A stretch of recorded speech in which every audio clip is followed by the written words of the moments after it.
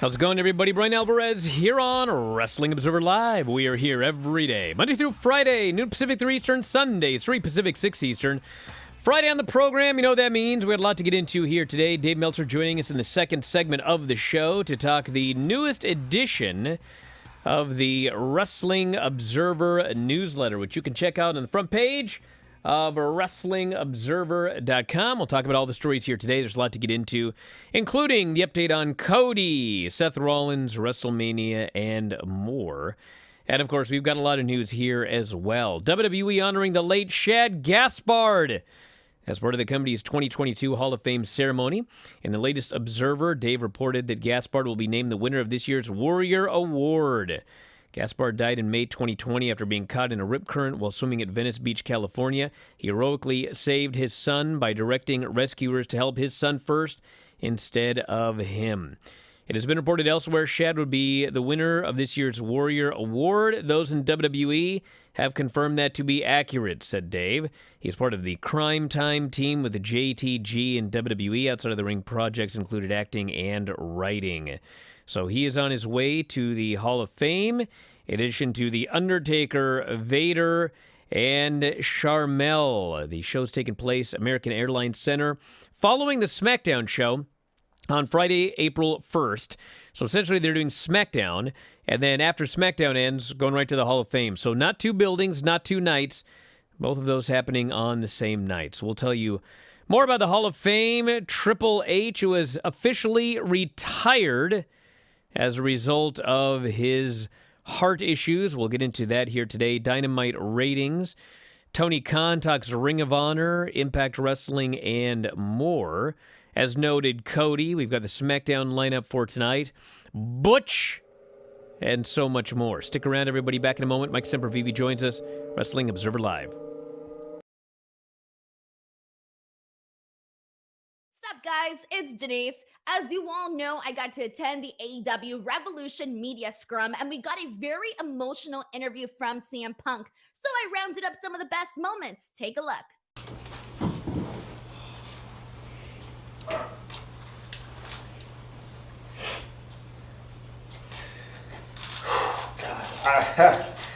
I loved ROH so much, you know, and I can't explain how happy I am that like my footage,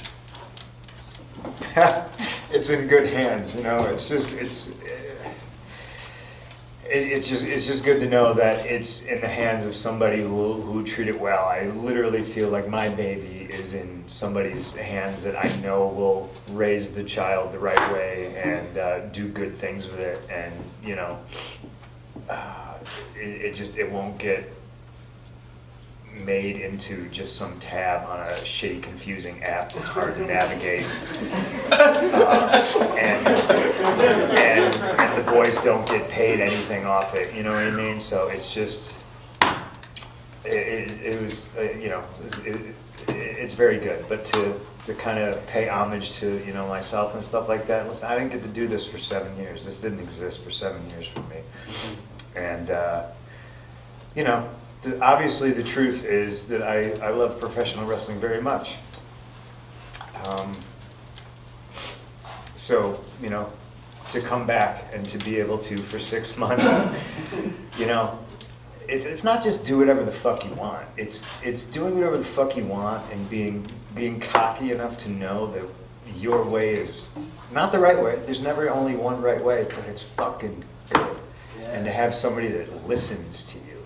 And to have somebody that can take an idea and make it even better, and just to have an open dialogue, not just with him, but with other people in the locker room, and it's just, it's great that you don't have to beat your head against the wall and explain, you know, like why your ideas are shitty and why I don't care who you think you are, that you don't know what you're doing, and it's nice. It's everything's just so great.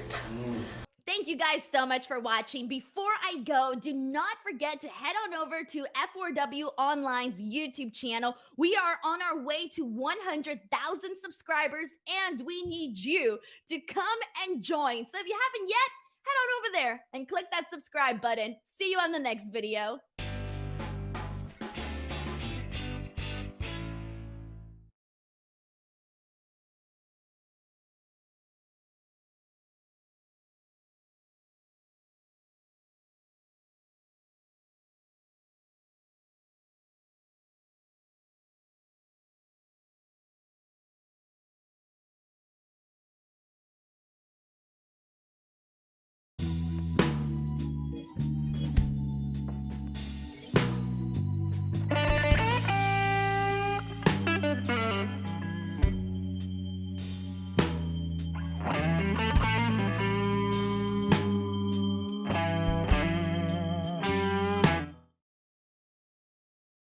Bryan Alvarez here, Wrestling Observer Live. Mike Sempervive, also of WrestlingObserver.com.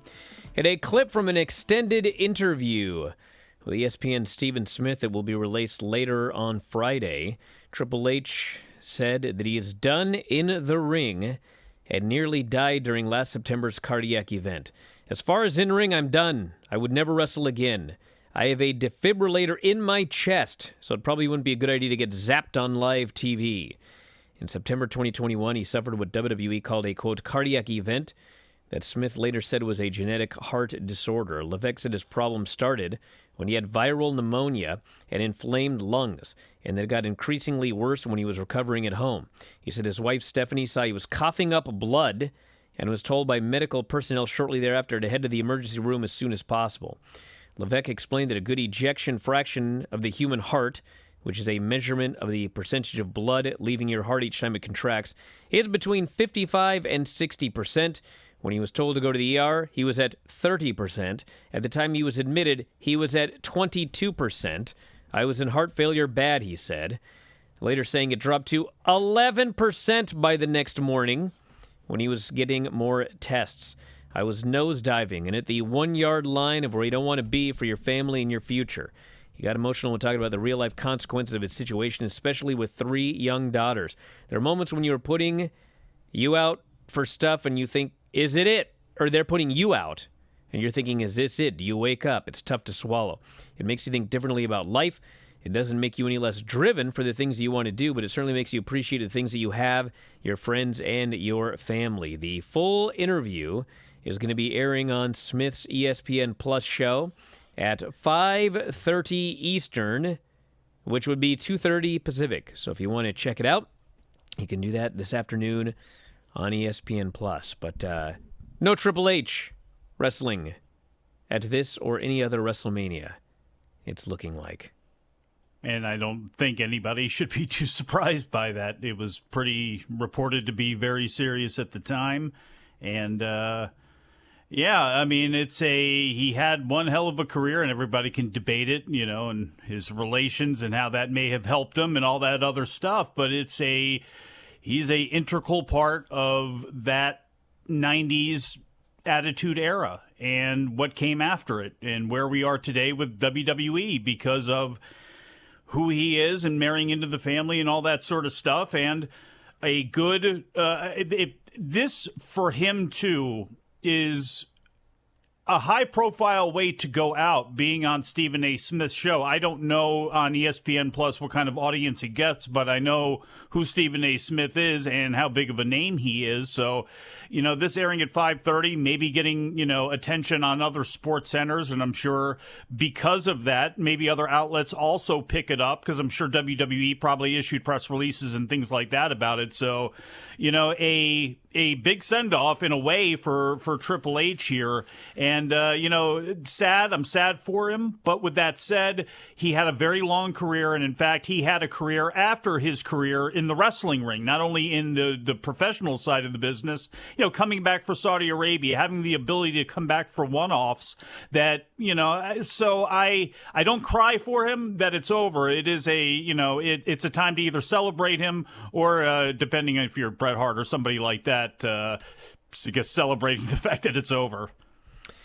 Wednesday is AEW Dynamite. 1.05 million viewers on TBS, up 5.3% from last week. Third highest audience total for the show thus far this year. 0.41 in 18 to 49, which is up 8%, tied for the show's third best rating in the category. Third on cable, trailing 2 NBA games. Head-to-head NBA game, 1.4 million viewers, 0.49 in 18 to 49. Ratings up in every single demo category. Biggest increase coming in 18 to 34. Dynamite drew a 0.30 in that demo, which was up 20% from last week. Show's best number in 18 to 34 since the TBS debut. So there you go. At the end of the day, the thing that affects AEW, WWE, Raw, SmackDown, whatever, the thing that affects these numbers more than anything else is, it's not your lineup. It's not what you announce and when. It's the competition. And if competition is strong, you're going to suffer. And if competition is not strong, you're going to succeed. And it was a weak night in terms of competition, so here we are. 1.046 million viewers, 0.41. And as long as that happens for both companies, they're going to be doing fine numbers. When they go up against South Park, NBA, NFL, that's when things go awry. Below Deck Mediterranean. Below Deck Mediterranean. What are those other stupid shows? Forged in Fire. Yeah. Oh, man. Hey, thanks, Jacob. He's gifting subs to everybody on the Twitch right here. See, that's what happens when I don't wear a hat. Somebody comes in, starts throwing a celebration. I think it had nothing to do with your hatless state. Oh, yeah. Mushroom Man 674 here in the Twitch portion of the chat telling me I'm controlling my hair narrative. I mean, you are. You're not wearing a hat. I'm not. No. I do Fresh like cut. how your hair is brown and your beard is white. It's Why You does got it a lot of why does it nerve, fade pal. out the lower you go? What do you mean? Your chest What, the hair beard? totally white? No, I got a gray sweatshirt on.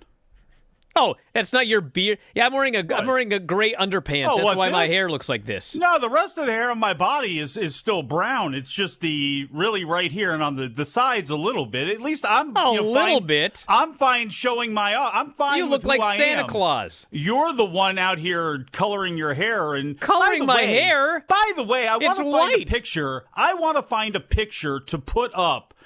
You know, I want somebody to put it up and find it because I think you did an appearance somewhere here recently where you looked like you had an old school, like 1980s helmet of newsman reporter hair. It looked like Ted Koppel. Yeah, it's the exact same hair I've got on right now.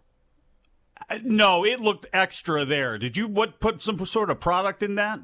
A product? No. You're changing since all this Patreon money's coming in, or not No, you want to know Patreon the money, difference? your You wanna know the cameo difference? money's coming in. I'll show you the difference right now. Same thing. How long did you color it for and try to hide it? What are you talking about? You did. It's whiter, and actually, it's a lot less white than a lot of people claim here. It's actually right here. It's all white for some reason, right in the front. Hanale's going to just kill the rest of that. You know it, right? She probably will. I'm surprised it's not already. Although I'll say this, I always wanted to have like a full head of gray hair, like John Forsythe or somebody with like that awesome, like Kevin Nash. Full head of silver hair would look awesome. And it's like, Well, give it time, brother. I've started to lose Have it a another little kid. bit here, though. Have You got, another like, have a another whole head kid in the hair. middle of another pandemic, and it'll be white before you know it. No, then you'll be bald. That's the problem. The stress will get you. Look at me. Tony Khan gave an update regarding Ring of Honor Women's Champion Deonna Purrazzo, who is under contract to Impact Wrestling. Khan was on the Strong Style YouTube show, was asked why or what was going on considering both Ring of Honor and Impact Wrestling. They're both holding pay-per-views on Friday night. Purrazzo is booked for the Impact show in a Champ Challenge. Is that what it's called? Champ Challenge? Is it sponsored by Checkers? Where she will defend either the Reina de Reinas or Ring of Honor title against a mystery opponent.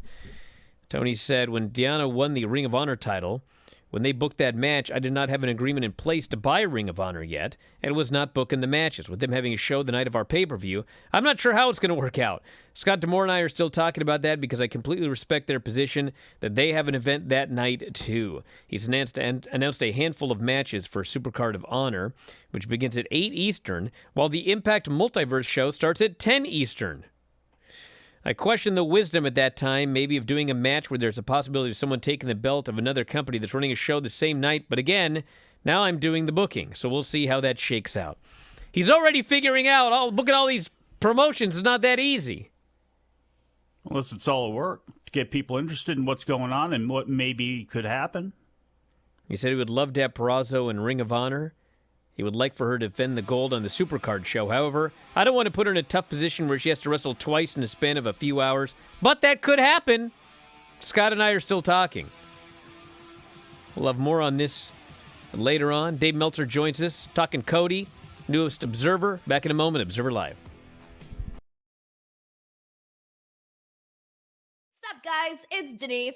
As you all know, I got to attend the AEW Revolution Media Scrum, and we got a very emotional interview from CM Punk. So I rounded up some of the best moments. Take a look. Man, I'll put it to you like this. I love Bret Hart, and Bret Hart's career was cut short.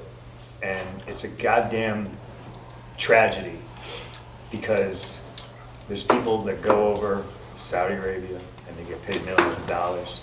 And, you know, that should have been Bret, you know? And I just feel super fortunate and grateful and appreciative that I got a second chance, you know? I'd give it up in a heartbeat to give it to Bret. But I'm going to enjoy it. And I just love that motherfucker so much, you know? Like, he's the greatest, and he was right. He was fucking, Bret Hart is always right. Let's talk facts. It was either Tony was going to buy it or Vince was going to buy it. And I don't want Vince to own any of my footage. He owns enough of it. You know, he owns enough of it that I don't get paid off of. People need to understand that when I left, I was asking questions about the network, which had not been launched yet. I was saying, how am I going to get paid off this? We don't even understand what the pay scale is. I don't know if I get paid off a gate for a pay-per-view, off a buy rate for a pay-per-view. You guys already just throw darts at an imaginary board, and you pay me whatever you want. I still get royalties. That's the only hard copy thing I see is DVD sales. So once all the DVDs go away and you're just putting stuff up on the network, I'm not getting paid. Or am I? Tell me, let's talk about it. Oh, my guy, you're good. Oh, yeah, don't worry about it, don't worry about it. They couldn't tell me. And now I've watched my royalty checks, which I still get, dwindle to nothing because they just put everything on the network. And the boys don't get paid. That's not just me, that's everybody. That's criminal. Thank you guys so much for watching. Before I go, do not forget to head on over to F4W Online's YouTube channel. We are on our way to 100,000 subscribers, and we need you to come and join. So if you haven't yet, head on over there and click that subscribe button. See you on the next video.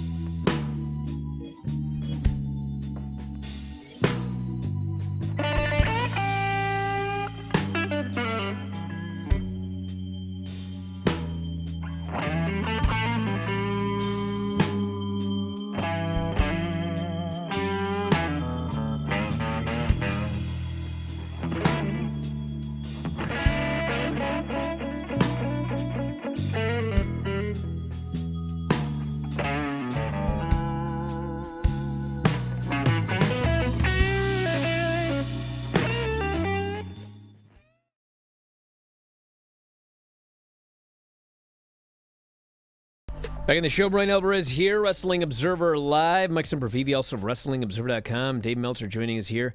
Newest edition of the Wrestling Observer newsletter up right now, WrestlingObserver.com. You can sign up. You get all of our podcasts, the podcast library, 13,000 episodes, back issues of The Observer, and the new Observer every week, about 40,000 words of news and information, analysis of pro wrestling. And Dave, you've got a story here, obviously, about WrestleMania, which is coming up in about a week now. And looks like Cody and Seth still on. Well, I mean, that's been the match that's been slated for a month or longer, you know. So, yeah, it's still on. Everyone in WWE thinks that it's happening, and we'll see. I mean, you know, that is, you know, those are the matches that are on the books. You know, sometimes they change. A couple matches have changed this year, but that one has not been one of them. Well, if we go by Raw, that would mean that they need to kick off Raw Monday with this angle, because Seth said the show is not starting until he gets his match at WrestleMania. Perhaps. I mean, again, we've heard talk that it may be one of those things where it's just a surprise. And like the Hardys, you know, that was the exact description given to me. So, not that it's going to be that, but that's been talked about. So we'll have to wait and see. I mean, but yeah, that's, you know, and obviously some close to Cody have different stories. So we'll have to wait and see. Dave, just out of curiosity, when it comes to WrestleMania rolling up on the season, they've done, because of COVID, they've done a lot of cinematic matches over the last couple of years, and it's something that, you know, AEW, everybody has dipped their toe in, and some people have hung on to it, other people have, it's gone. With WWE, how much do you think we'll see, especially because they do fill a lot of time on these shows with things that aren't wrestling, and could we see this be the case with Austin or with Rollins and Cody or with something like that? With Austin, no. 100% no. He's going to be in the building on Saturday. Or I guess let me ask too, or a hybrid of that, which they've also done before. Yeah, what was it? The match in Los Angeles with Roddy Piper and Goldust, right? Yeah, actually, yeah, that's even a better example. I was thinking more of the modern kind of stuff, but yeah, that's even, doing something even like that where something it either goes in or out of the arena. Yeah, you tape a lot of it beforehand, get through cut through the bad stuff, and then do a finish in the ring. I mean, you could do that for any of the matches. I haven't heard that they're doing that, but yeah, of course you could. Just because of Austin's, again, his condition, and obviously people are talking about he's in better condition than ever, but he's obviously probably not than ever. I mean, I guess 57. But I've talked to people who were with him in the last week or two, I guess, just very recently. I don't know the exact date, but he's in great shape. That's what they told me. So, and I know he's been working on his cardio, and he's a prideful guy. He's not going to go in there and half-ass it. He's not going to go in there to stink. You know what I mean? He wouldn't do it. For all the money in the world, he wouldn't go out there to stink. He's going to do the best he can, and in limited doses and everything like that. I hope he'll be good. I think he would not want to go out there and do a bad performance. I know that. I don't like to keep pushing this idea that may not happen at all, but between the discussion of potentially putting this whatever they're doing with Angle and Austin on last Saturday night, the idea that they moved the AJ Edge match to the other show, which means we now have 7 matches on one show and only 5 on Sunday. I mean, I still don't think it's out of the realm of possibility that Saturday is an Angle shot for a match of some sort with Austin and Owens on Sunday. Anything's possible. I don't reject that out of hand, but I would say, if they're looking at something to spark Sunday ticket sales, because Sunday ticket sales are behind Saturday, and we had 6 matches on each show, and then one gets moved, so now it's 7 and 5. But you took a match on Sunday, off Sunday, to move it to Saturday. Yeah, but the matches that are still to be announced, like the Cody match, are probably on Sunday, and there's several of those, so that doesn't necessarily mean anything. Well, I guess we will see. Triple H's interview today, he's done. I think that we pretty much knew that for months. But yeah, I know I saw the interview. I think we knew it was very bad, but I didn't know that he actually had a defibrillator that is permanently in his chest. Yeah. Well, I mean, I knew his heart was real bad.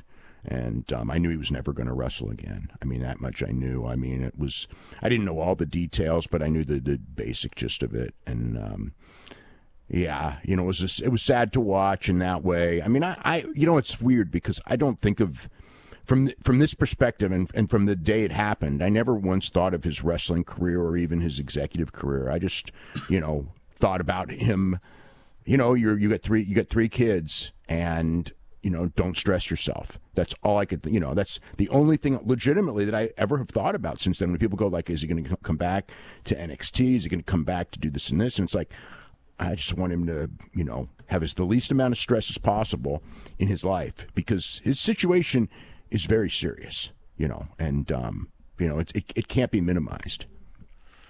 We also got a lot more in the new issue this week. Follow-up notes regarding the death of Scott Hall. And what else do we have this week? What did you learn? Well, I mean, just a couple of different stories as far as the Razor Ramon character was actually the second character he pitched to Vince. The first character was a military guy because based on his father, was a military guy. And there's a lot of other stuff, his thoughts on jobs, he wasn't a guy who would complain about losing, but at the same time, because he had a very strong knowledge of wrestling, there were certain times where he thought it was imperative that he won. And, 2 of those times were the SummerSlam, or the Survivor Series, I should say, the match with the first big pay-per-view with Flair and him, against, it was originally Savage and Warrior, and he was going to win that. And then when Kurt Hennig was put in the spot, when Warrior was fired, they didn't want to, they wanted Hennig to win, so they did a DQ finish. And he thought this was a time that I needed to win, especially because he was going to be, booked with Bret Hart for the title next. And the other one was with the Austin match at WrestleMania, where he felt as coming in, he needed to win that match. He was absolutely, it was on board. when he was going to win, is that obviously he was going to lose a rematch to Austin when the time was right to lose the rematch, and he knew that too, and there was no problem with it. But, it didn't happen where he got the win, and I understood. I mean, when it was going on, I would not have booked him to win, even though, like traditional wrestling booking, you would say he should win, but for all the reasons that he didn't win, which is essentially that you don't have Steve Austin lose to a guy whose situation is such that he might not be with the company in 3 weeks, that to me just isn't worth the risk. So, but he was very adamant about that. He thought, like, I'm coming in, even though he was going to cheat to win, but he felt that he needed that first win. And in hindsight, being that he was fired very shortly after, it wasn't worth the risk of having Austin lose to him, and then he just disappears, and Austin doesn't get the win back or whatever. But Dave, isn't that Scott Hall's wrestling brain and not Scott Hall's reality brain? Which, in 6-man tag team matches, I mean, he would be the one, if it was Hogan and Nash, he would be the worker, and he would probably be the one to take the loss. Like, oh yeah, because the other two protected themselves more. Yeah, and in the grand scheme of things of WrestleMania that year, when it was Hogan and Rock, where Hogan was going to lose, and it was Austin and Hall, and it's like Hall's whole career with the NWO and kind of it was always being able to put somebody over.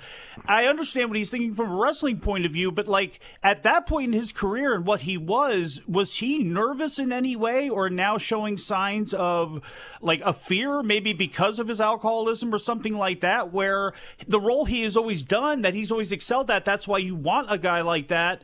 Like he's worried about losing to Steve Austin at WrestleMania. It's not. It's because it was his first big match back. And if you're going to be on top, using your wrestling brain, you want your first big match back as a win. Kind of like I was watching A Kid on Tuesday night, and it's just like, you beat him in his second weekend. You know what I mean? Kind of like Cody and Seth Rollins at WrestleMania. You probably wouldn't want to beat Cody that first night in. You probably wouldn't. I would not guarantee any finish at all because it's WWE. But yeah. Like if very quickly. Look at Brock Lesnar and Brock I was going to say that's the most famous one. But I think that was kind of like, it was almost a Scott Hall thing, because if I recall correctly, they were like, we don't know if this guy's going to last. Like, he's going to get angry. He's going to quit. We may as well have somebody beat him to get it over with. And then, but my thing is, it's Brock Lesnar. Even Scott Hall would not at that time have moved to 1. You know what I mean? So it's like the loss. Well, Scott was. Okay. So here's the thing. Scott. It just sounds like, to me, it's like a psychological thing. Like maybe he showed a real crack there because his wrestling brain's exactly right, but like it really didn't matter. Well, go ahead, Dave, because we got about a minute. Okay. Well, sorry.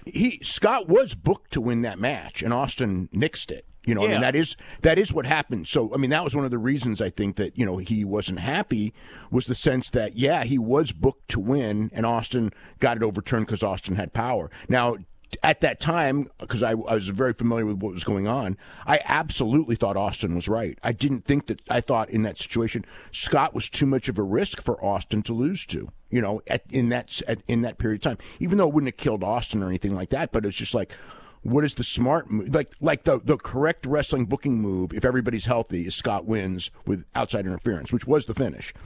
But the reality moves, sitting there looking at every piece of the puzzle, to me it was like, are you kidding, wanting to have Scott beat Steve Austin? I mean, I thought that the very idea of it was ridiculous. All right, well, we have to head to a break. Sorry, Dave, to cut you off, but we are back in a moment with more Observer Live.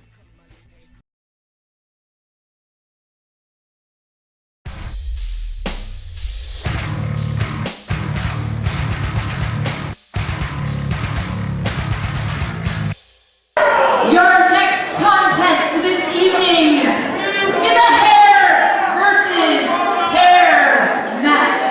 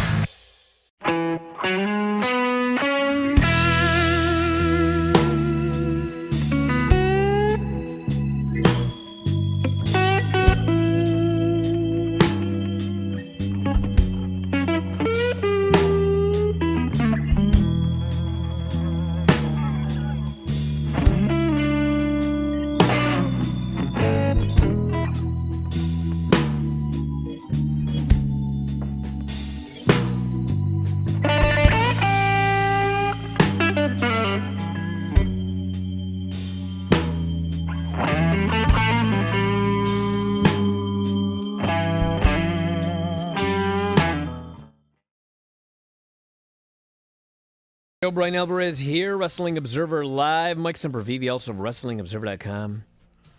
Incredible how long I've been doing this show. Oh, yeah? How long is it? There's always somebody new somewhere in the chat somewhere. This guy goes, why are there breaks between segments? National radio, American Forces Radio Network. It's a radio show, brother. You may be watching the video version, but this is a radio show. Sports Byline USA. Sports Byline Broadcasting. I'm so old. It used to be the Sports Byline USA Radio Network. Now it's the Sports Byline Broadcasting Network. Yeah, I used to listen to it on the AM radio. That's right. True. It's on the mighty 1090 AM. Mm-hmm. Border blasting, baby. Mighty. Not just the 1090. The mighty 1090. Mighty. Then this bloke goes, how come Dave's not on the show more? Dave was the original host of the show. That's why it's called Wrestling Observer Radio. Yeah. Man's got things to do. He's got many jobs. Then he couldn't take the heat no more. So I took wait over. now. Wait now. Hey. Yeah. Hey. Anyway, let's get some stuff here. Then we'll do feedback. 425. I already got some stuff. 425-780-7566 is the text message line. 425-780-7566. Brian at WrestlingObserver.com. Did you Bryan see Nick Alvarez Wayne last night? On Twitter. Of course not. Sorry. No, you didn't? I mean, I saw the clip you sent. Yeah. Did you teach him that?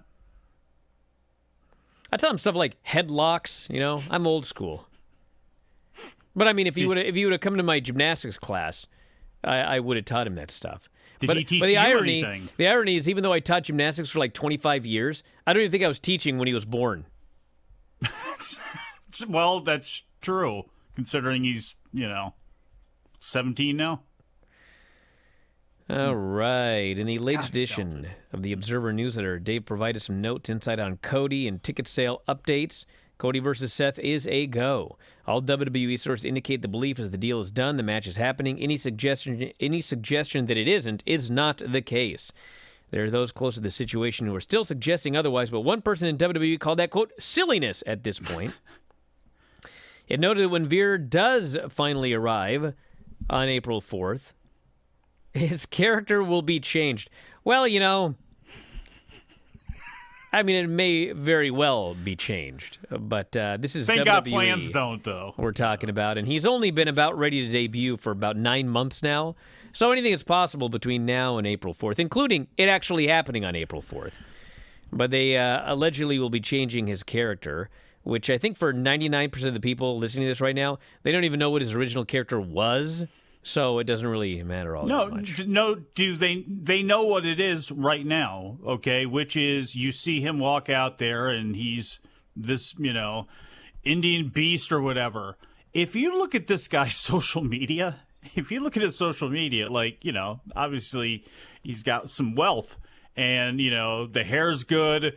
He's got, pictures of himself in his expensive car, just riding with a whole brick on his wrist. It's like, maybe that should be the character. Maybe whatever outlandish BS character, like maybe you've got a lot of those. You keep creating them in NXT. Maybe Veer, who, if I'm not mistaken, he was the pitcher, right? In the Disney movie? Like, he's the guy? The $1 million arm. The guy, that guy. Yeah, because you want to know why? Maybe just let him be himself. No, I'm going to tell you why he had $1 million arm. Because he'd throw the pitch, and it would veer. And everybody would be caught off guard and then whoosh, right over the plate. That's what they call it. That went over some people's heads. That's why they call him Veer. It's a curveball to them. No, anyway. The veer of the pitch. It's the. Move on. 2 matches previewing title bouts for WrestleMania have been announced for tonight's SmackDown. A fatal 4-way between Sasha Banks, Rhea Ripley, Zelina, and Shayna will take place on SmackDown tonight. And also Shinsuke Nakamura versus Jimmy Uso. It was only a couple of weeks ago that they announced some match with 4 of the women. And it was on a Friday afternoon because I talked about it here on the show.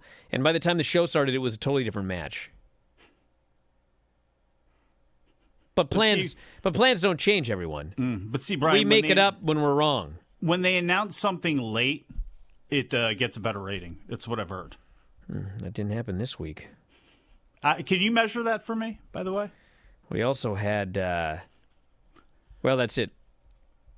That's what's on the show tonight. I got enough time to try to bait you into something two really else. long matches tonight, let me tell you. You think they'll have something with Brock and Roman? Possibly. I see. WWE's Butch. Maybe some boogs. WWE's Butch appeared on BBC's Mark Andrews' My Love Letter to Wrestling podcast Thursday to address his name change from Pete Dunne and the SmackDown call-up. When asked about the change in character from Pete Dunne to Butch, Butch said that his name was not his main connection with the wrestling audience to begin with. The thing is with me, whether it's a name or whatever changes, that's not what really endeared me to the audience in the first place, right? I was hoping people go, right? I don't know. Are you right? You tell me. I'd like to think... You can read that in a lot of different voices when you're just reading it that way, like, right? Right. you know, right, I don't want to get on this or anything like that, but asking right, that's the new back in the day, people would try and talk and they'd go, the thing, is with me, whether it's, a name. That's how people used to do it. Now they say, that's not what really endeared me to the audience in the first place. Right? trying to force them into it psychologically, letting them know, or Why do people ask right? Is it like a verbal like button? I got to make sure that people like what I'm saying, so I'll ask right. Well, it's what it is. It's Am I the only one that this drives me crazy? No, well, it's passive aggressive bait is what it is. Because do you want me to answer that for you?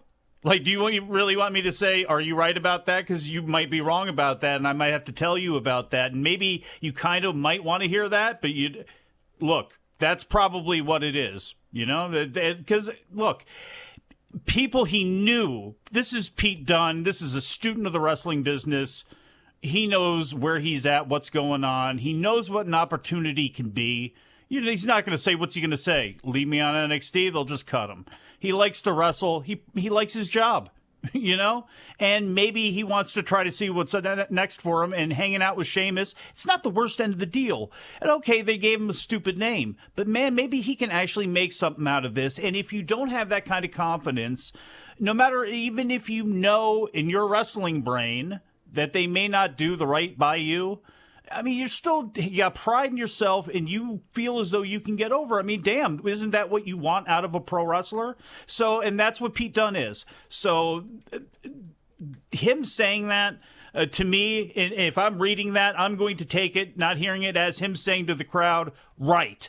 Like, that's how you are going to treat me, and that's how this is going to be. Now, somebody else can take it as, passive aggressiveness or something like that, but I like Pete Dunne, and there are worse things than being with Sheamus. Now, with other dude... I haven't even finished what he said yet. I don't know about that. But I'm glad that I'm not the only one that finds that verbal tick annoying, right?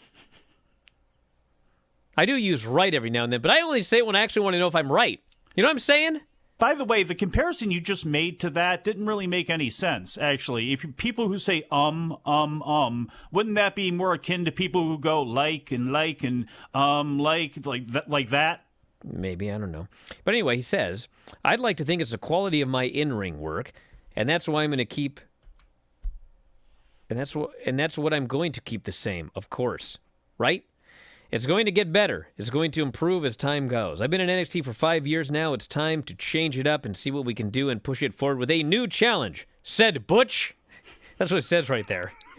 It's exciting, but it's also a little bit different. I think it's time to change it up a bit. 5 years, fresh start. Why not try something a little bit new? See? I was lucky to have as long as I did in NXT, to be honest. There was a time when I felt like it'd be a shame to stop being in NXT. Honestly, we always wanted to move on. See, here's the thing with names, everybody. It's all subjective, okay? I know some people are upset that now he's called Butch, okay? But before he was Pete. Yeah. Right? Well, you know what? Yeah, a Butch and a Pete could be in the same clubhouse gang with a Sheamus and or whatever. So. I have nothing against the name Pete. I want to make that abundantly clear. Very kind of more old. But my point is, to me, yes, Pete to Butch, it's largely a lateral move. What difference does it make? Because he used to be known as Pete Dunne. Now he's Butch. The thing to me is like Vinny Marseglia. This one actually gets my dander up. What? Vinny Marseglia is an awesome name. That is an awesome name. Yeah. Coming to the ring, fighting for the championship, Vinny Marseglia. But now he's just Vincent, which makes me think of the guy sitting alone at a table trying to sell autographs. Well, how do you feel Right? about right? How do you feel about Vinny Massaro? Well, I mean, Yeah. that's a fine name as well. Okay. But I don't see what everyone's so up in arms about. You know what the bottom Walter, line is? Gunther. I mean, I didn't like it when they chose like a Nazi, like he was going to be Gunther Stark. Well, yes. Yeah. You know, but if they want to call him Gunther, I mean, he doesn't need his name changed. But is it the end of the world that he's no longer Walter? Now he's Gunther? Still chopping the hell out of people. And for Pete Dunne, again, at the end of the day, no matter if they call him Butch or not, now his checks are going to say Pete Dunne, and they actually just got bigger, I would assume, being on SmackDown. So however long this lasts, let him ride it out. Look, again, I'm sure that kid's got supreme confidence. He's got, well, actually, my age, yeah. He's got supreme confidence in himself. He's a great wrestler. And the bottom line is the worst that happens to Pete Dunne is they release him, and that would absolutely suck for his bank account. But he, even in this crowded field, in this world, he could walk into Noah, New Japan, Impact, AEW, Rev Pro. He could go New Japan anywhere he wanted to. And they would have him on the card gladly, and there would be people like Lee Moriarty, Daniel Garcia, everybody, Davey Richards, lining up to wrestle that guy, and people would want to see it. So that's the worst to me that happens out of this whole deal, unless his partner injures him, either one of them, because they can both be klutzes. Well, hey, listen. Someone here, just they get so mad when WWE changes names. You know why they change names, right? It's been happening since 19... But the point of this The is, company beginning. Before he came, WWE does not own the rights to the name Pete Dunne. So what they don't want to do is bring Pete Dunne up to the main roster, market his name, license his action figures or whatever, and then one day he walks into AEW and he's Pete Dunne. WWE's Pete Dunne. They don't want that. So they're going to give him a new name. Adam Cole, you know this whole Budge story? I'll bet you anything it was actually going to be Butch. Huh? Yeah. Right? Yeah, it's very possible. Right, everybody? Right? Yeah. So Right. they want him to cut his hair, because you can't have a long-haired guy named Butch. That doesn't Nope. make any sense. It's silly. So this probably was Adam Cole's main roster gimmick. I mean, has Butch done any matches, or has he largely been out there kind of as a manager? I'm sure he's going to do matches, but, you know, I'm sure they didn't want to bring up Adam Cole, put him on the main roster, you know, give him whatever, and then, you know, one day his contract is up and he goes to AEW as Adam Cole. It's embarrassing enough that they had the guy in developmental for 4 years as a multi-time NXT champion, and he walks right in AEW and he's one of their top guys. Question for you and everybody going to break, because I don't know. Was one of the reasons that the name change was made with Rex Steiner is because they already have a trademark on Rex Steiner in the family, so they said, okay, Braun Breaker is the direction we're going to go? Is that possible? I don't know. I mean, they probably figured that if he comes up as Rex Steiner, because his last name is Steiner, or Rex Steiner, or whatever, he could go anywhere else and use Steiner as part of his name. Whereas Braun Breaker is exclusive to WWE. Right? And Vince loves the name Braun. Right? Back in a moment, Observer Live.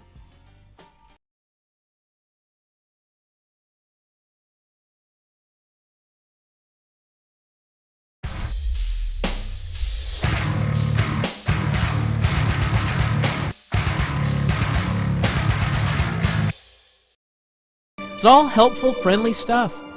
And I remember there was one point in the tape where I was telling him something about how one of his moves looked really good. I can't remember what it was. Probably the pump handle slam. And for some reason, he just snapped. And I remember he took all of his papers and he threw them up in the air, making a huge mess, which of course later he would have to clean up. And then he stormed off to his room. And I remember getting up and walking over and pounding on the door, asking him to come out, and he just refused. And I have no idea what the problem was. I can't explain it. Day after day after day, I waited. He wouldn't come out for anything, not even to make my beef taquitos, which he's required to make each evening. And so finally, on the fourth day, he still did not come out. He still wouldn't respond to my constant pounding or anything. And so at that point, I knew that I was going to have to do the one thing that I just did not want to do. And so I did it. I made the hardest phone call I've ever had to make. Man, that's weird. Where did they put him?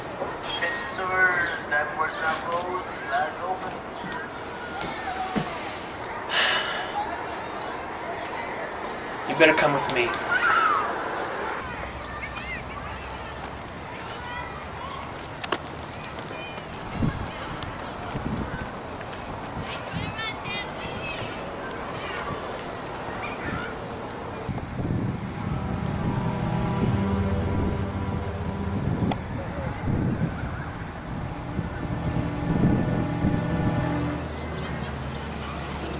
Green Hill School for Wayward Youths. Youth? Isn't Vince 27?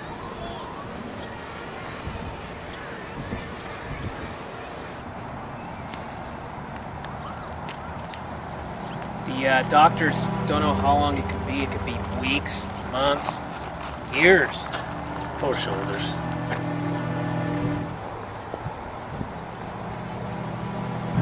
I just hope that when he gets out, he's the same shoulders he was when he went in, you know?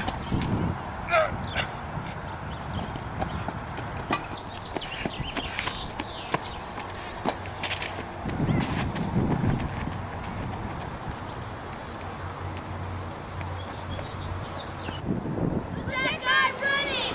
He's crazy looking!